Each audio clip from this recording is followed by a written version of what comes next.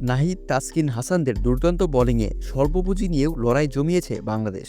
Jamaica টেস্টের প্রথম innings শেষে বসেছে চালকের আসনে। সিরিজের দ্বিতীয় ও শেষ টেস্টের তৃতীয় দিনে সোমবার ওয়েস্ট ইন্ডিজকে 146 রানে অল আউট করেছে বাংলাদেশ, আর এতেই পেয়েছে 18 রানের লিড।